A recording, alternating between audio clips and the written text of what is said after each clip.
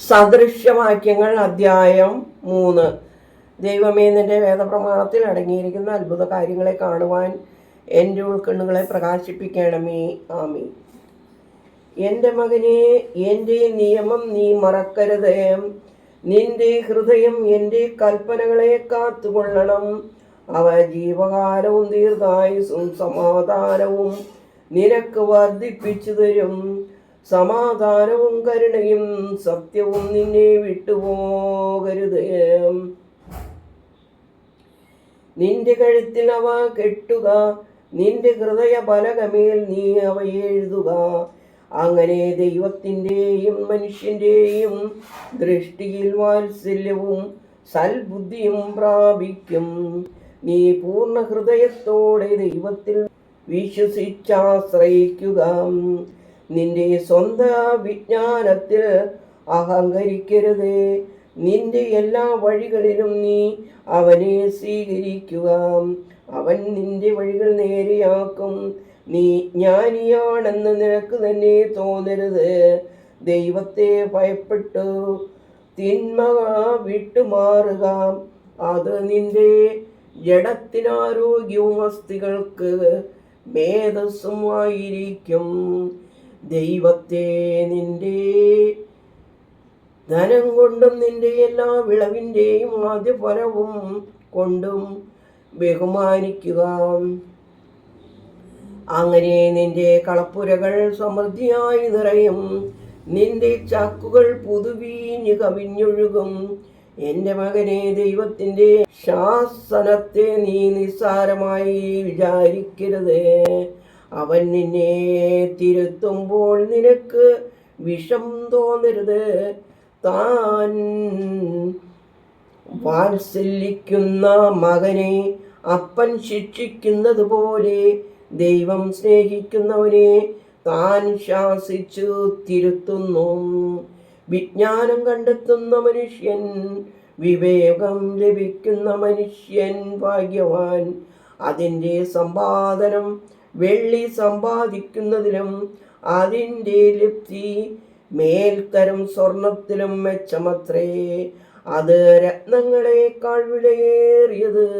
നീ മോഹിക്കുന്ന യാതൊരു വസ്തുവും അതിനോട് സാമ്യപ്പെടുത്താവുന്നവയല്ല തന്നെ. അതിൻ്റെ ജ്ഞാനത്തിൻ്റെ വലം കൈയിൽ ദീർഘായുസ്സും അതിൻ്റെ ഇടം കൈയിൽ സമ്പത്തും ബഹുമാനവുമുണ്ട്. അതിൻ്റെ വഴികളെല്ലാം സന്തുഷ്ടവും പാതകളെല്ലാം സമാധാനവുമാകുന്നു. അതിനെ പിടിച്ചുകൊള്ളുന്നവർക്കത് ജീവവൃക്ഷം തന്നെ. അതിനെ പ്രതീക്ഷിക്കുന്നവർ ഭാഗ്യവാന്മാർ. ജ്ഞാനത്താൽ ദൈവം ഭൂമിയെ സ്ഥാപിച്ചു. വിവേകത്താൽ താൻ ആകാശത്തെയും ഉറപ്പിച്ചു. തൻ്റെ പരിജ്ഞാനത്തിൽ അഗാധങ്ങൾ പിളർന്നു. മേഘങ്ങൾ മഞ്ഞുപൊഴിക്കുന്നു. എൻ്റെ മകനെ, ഉറച്ച ജ്ഞാനവും വിവേചനാശക്തിയും കാത്തുകൊള്ളണം. അവ നിന്റെ കൺമുമ്പിൽ നിന്ന് മാറിപ്പോകരുത്. അത് നിന്റെ ആത്മാവിന് ജീവനും നിന്റെ കഴുത്തിന് അലങ്കാരവുമായിരിക്കും. അങ്ങനെ നീ നിർഭയമായി നിന്റെ വഴിയിൽ നടക്കും. നിന്റെ കാലിടറുകയില്ല. നീ കിടക്കുമ്പോൾ നിനക്ക് ഭയമുണ്ടായിരിക്കയില്ല. നീ കിടക്കും, നിന്റെ നിദ്ര സുഖകരവുമായിരിക്കും.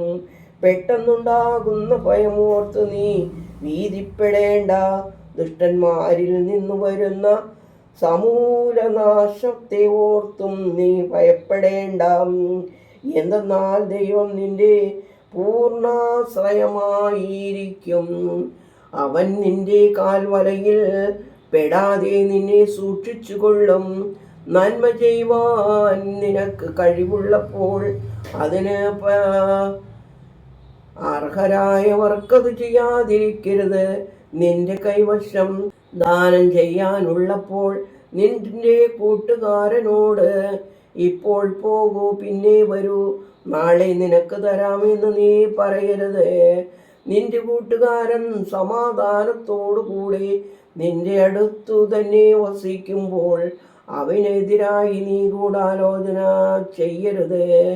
നിനക്ക് ഒരു ഉപദ്രവവും ചെയ്യാത്ത മനുഷ്യനോട് നീ ഒരു കാരണവുമില്ലാതെ ശണ്ട കൂടരുത്. അധർമ്മിയോട് നീ അസൂയപ്പെടരുത്. അവൻ്റെ ഒരു മാർഗവും നീ തെരഞ്ഞെടുക്കരുത്. വക്രതയുള്ളവൻ ദൈവത്തിന് വെറുപ്പാകുന്നു. നീതിമാന്മാർക്കാകട്ടെ അവൻ്റെ സഖ്യതയുണ്ട്. ദുഷ്ടന്റെ വീട്ടിൽ ദൈവശാപമുണ്ട്. എന്നാൽ നീതിമാന്മാരുടെ വാസസ്ഥലം അവൻ അനുഗ്രഹിക്കുന്നു. പരിഹാസികളെ അവൻ നിരസിക്കും.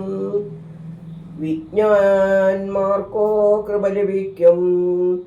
വിജ്ഞാനികൾ ബഹുമാനം അവകാശമാക്കും. ദോഷന്മാർക്ക് അപമാനവും. ദൈവമേ, സ്തുതി നിനക്ക് യോഗ്യമാകുന്നു. പാറകുമോർ.